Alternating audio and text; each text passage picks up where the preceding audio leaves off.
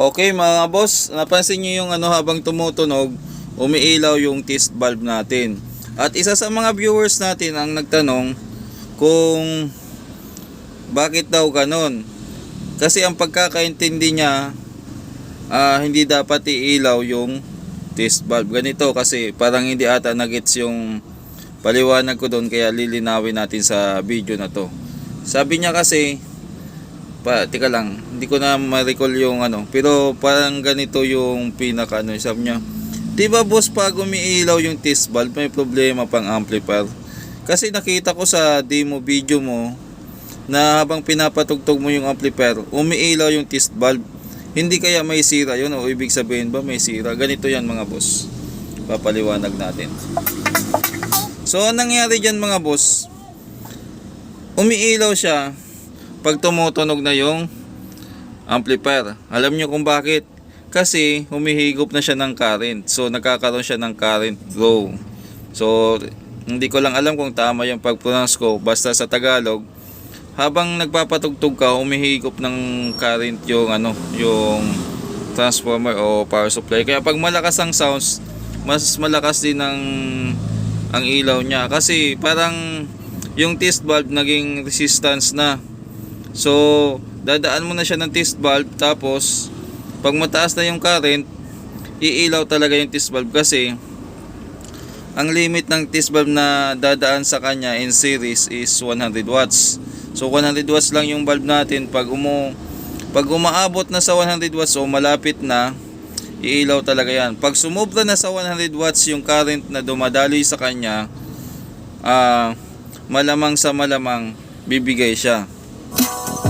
Kaya tingnan nyo. Pag malakas ang patugtog ko, pinipilit ko kasi hindi maging technical. Kumbaga, ano bang nangyari dito? Baka sa mga expert natin sabihin, hindi mo nang pinapaliwanag ng maiso.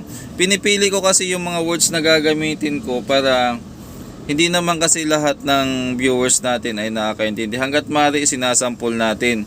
So sa madaling sabi lang yan mga boss, pag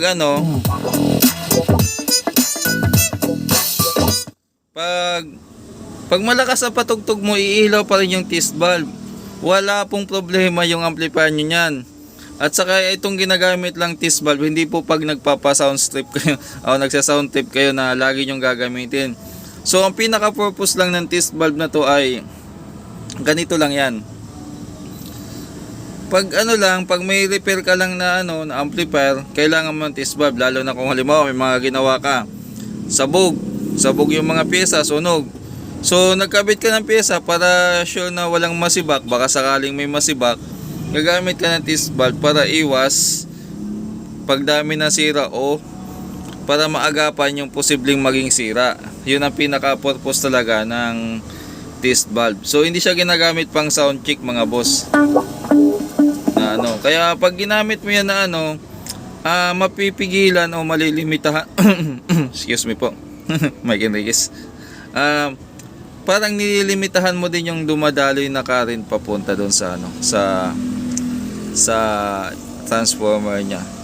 Kaya nagkakaroon siya ng ilaw. Ngayon naman, ang tanong, bakit may mga amplifier na pag kinabit mo, kahit hindi mo pinapatugtog, umiilaw na, lalo na sa mga power amp? Ibig sabihin mga boss, ang required na current o na wattage na power na ang required na power consumption niya.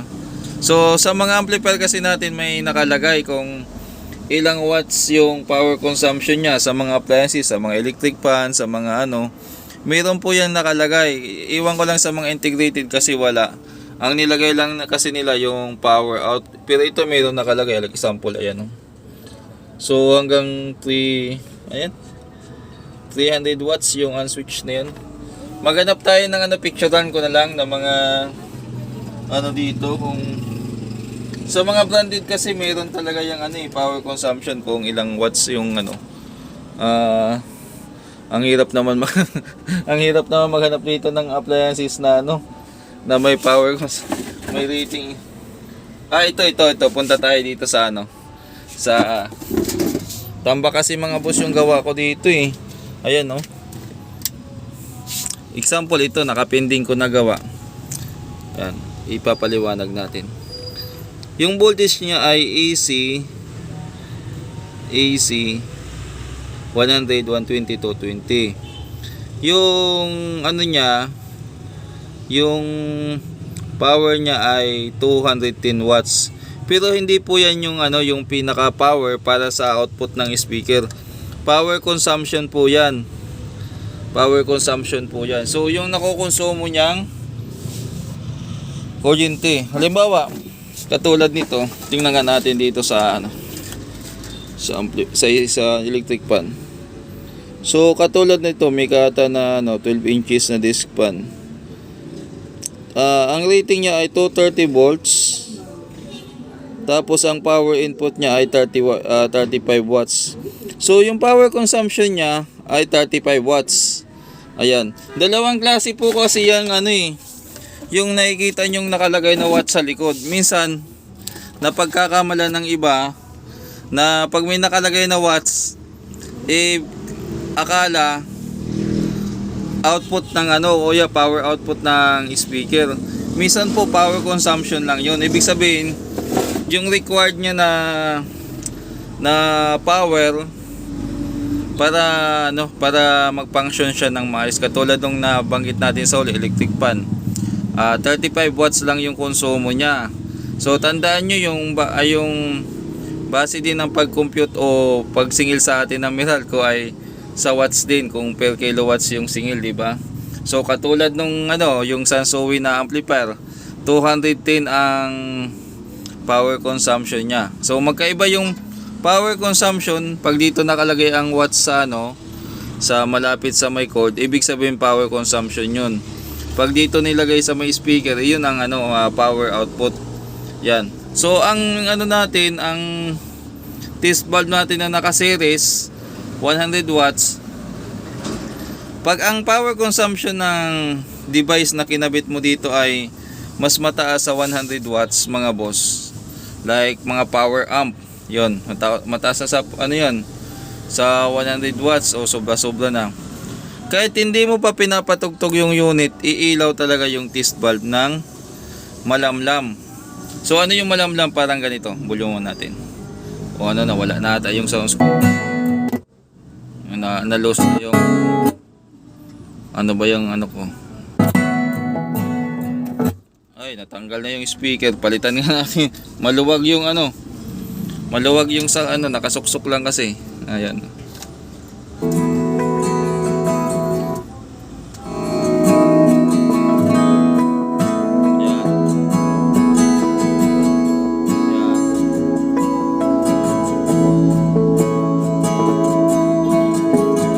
Nakasampa natin. Yung mga ganyan. May mga na-experience na din ako sa mga power amp na ganon. Pero may mga power amp din na kahit pag pinadaan mo sa test valve, nagpo-protect siya, maya-maya nagki-clip. Akala ko noon, nung naka-encounter ako noon, akala ko may trouble pa yung ano kasi nagki-clip eh. Nung sinubukan ko siyang, sabi ko tumutunog naman, sinubukan ko, sabi ko delikado to. Sige na, sige, subukan ko lang. Pag nasunog, masunog. Dinirekta ko sa plug. Okay naman pala. Ibig sabihin, under watts yung pumapasok sa kanya na kuryente. Kaya, ganon mga boss. So, sa normal na amplifier ko, mga ganito lang ang gamit. Mga 5 auto, yung mga ganito lang, mga integrated na amplifier. Siguro, pag naka-test valve po kayo, katulad yan, nakabukas po yan, gumagana. Ayan o. So hindi pa siya ano, hindi pa siya kumukonsumo. So halos hindi ganong umiilaw pag mahina lang yung patugtog mo. Normal lang po yan. Ang masasabi ko lang na may trouble yung amplifier kapag pagbukas mo pa lang, ang ilaw niya ay sobrang liwanag na talaga at hindi bumababa steady. Ibig sabihin may short dito sa circuit. Either may short na power transistor, may short na shorted yung transformer, o kung ano pa man dyan yung mga shorted. Ibig sabihin, sa madaling sabi, may problema pa yung amplifier nyo. Kapag umilaw talaga siya ng malakas. Umilaw siya ng malakas. Paano yung ilaw na malakas? Parang ganito. Huwag niyo kong gagayahin ha. Sample lang to. Kapag ang ilaw niya ay ganito. Yan. Kita nyo yung ilaw. Huwag nyo gagayahin yan ha. Pinakita ko lang sa inyo na kapag ganyan yung ilaw niya, ibig sabihin, may problema yung tikita nyo tong ano, yung long nose ko, dinikit ko doon, pinagdikit ko yung linya, oh. 'Di ba? Kapag umilaw ng ganon, ibig sabihin, may problema talaga yung unit nyo. Yung ano nyo. Kaya magkaiba kasi yung ilaw doon sa power amp na no. Siguro pag may ginawa tayong power amp, i-demo ko pag maka-experience tayo ng ganon. May mga iba kasi na mga matatanda o nakaka-open, mga veterano na dinodoble to para ano, para mas maganda. Dalawang ilaw na naka-series o naka-parallel yung dalawang ilaw. Para in case na may gagawin sila, wala nang problema. Gagawin ko din yan sa susunod. Kaya lang, ang kadalasan sa mga gawa natin, mga integrated amp lang. Kaya, pwede na yung mga ganito. Kaya sa normal na amp, kung integrated amp lang naman yung ginagawa nyo at hindi power amp, yung mga matataas na klase ng power amp, yung mga CE, ganon, yung mga CE38, yung mga, sabihin na natin nasa 20 piraso na yung transistor, iilaw talaga yan dito sa test valve, kahit hindi ano. So, ayan kita nyo, konti lang yung ilaw. Yan. Pag pinatugtog mo, normal po yan. Yun lang, sana nalinawan kayo sa mga pinaliwanag ko. At basta integrated amp, pag inon mo, halos walang ilaw. Iilaw naman saglit tas bababa. Yung umi-CD lang yung ilaw na malamlam sa mga power amp. Pag may short, yung pinakita ko sa inyo. Okay?